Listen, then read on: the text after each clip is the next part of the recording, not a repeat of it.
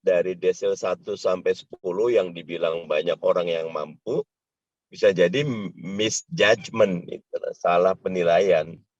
Ada banyak, contohnya nih nanti Mas Jaha bilang nih, mereka yang punya motor dianggap orang yang mampu sekarang, padahal teman-teman ojek online punya motor itu bukan karena mampu, tapi itu seperti kaki bagi orang yang berusaha, seperti tangan. Itu adalah satu keniscayaan. Bismillahirrahmanirrahim. Assalamualaikum warahmatullahi wabarakatuh. Alhamdulillah, Allahumma sholli ala Sayyidina Muhammad. Amma ba'd. Selamat malam dan salam sejahtera untuk kita semua. Mohon maaf, dalam perjalanan ada besan yang baru pulang umroh, besok mau pulang ke Lampung, jadi berjumpa di bandara malam ini. Jadi mohon maaf di mobil.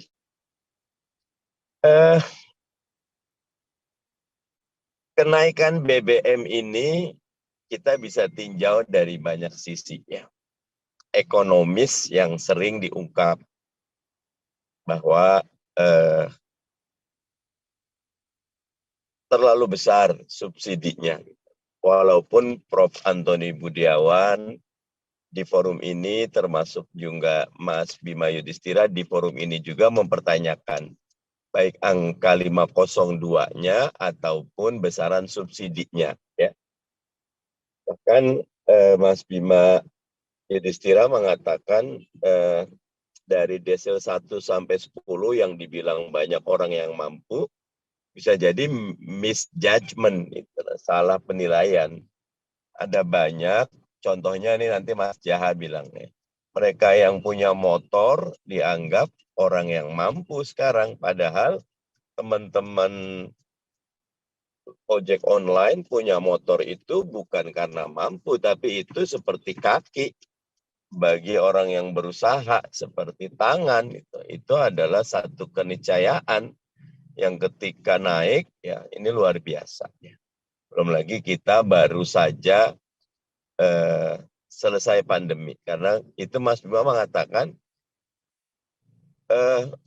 desil kan 1 sampai 10 ya, dibagi 10 tingkatan penghasilan masyarakat secara umum. Yang dulu mungkin masuk desil 5 dan 6, sekarang karena kasus pandemi sudah turun ke 4 dan 5.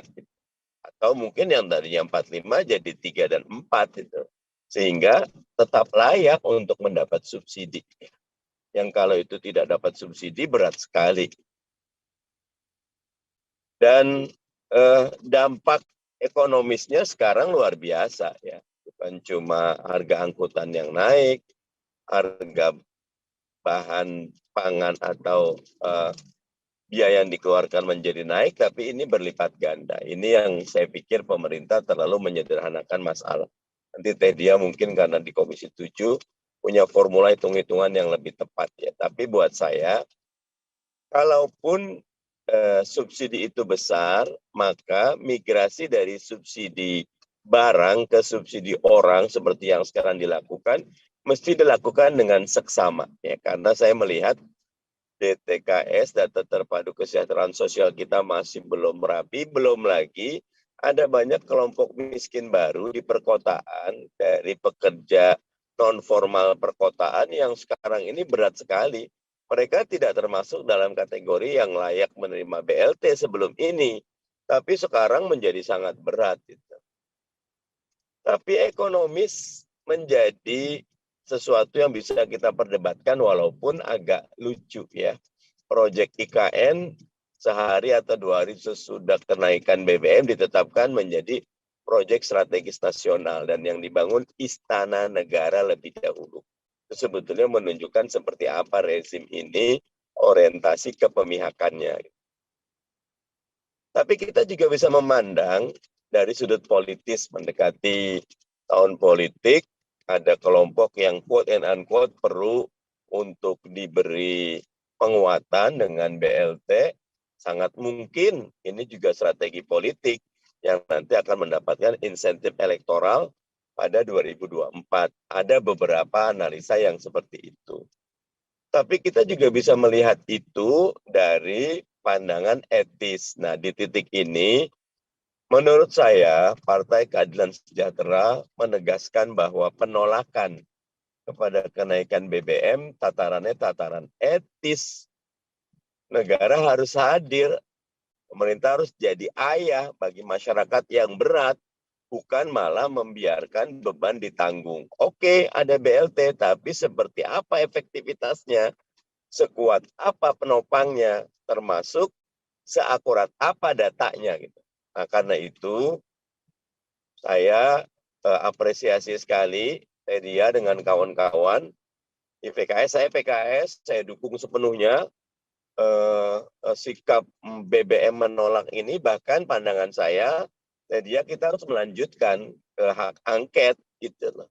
Kalau perlu kita mendorong dibentuknya pansus karena pengawasan anggaran yang dianggap 502 dan lain-lain itu menjadi pertanyaan besar yang harus dibongkar dan dibuka di forum terhormat di parlemen. Jadi, dukung sikap PKS untuk terus mengawal kenaikan BBM ini, jadikan ini bagian dari akuntabilitas publik, di mana semua yang kebijakan yang tidak bernuansa mendukung rakyat, menolong rakyat, menjaga rakyat, dengan bumbu-bumbu apapun harus dibuka, harus dipertanggungjawabkan di hadapan publik.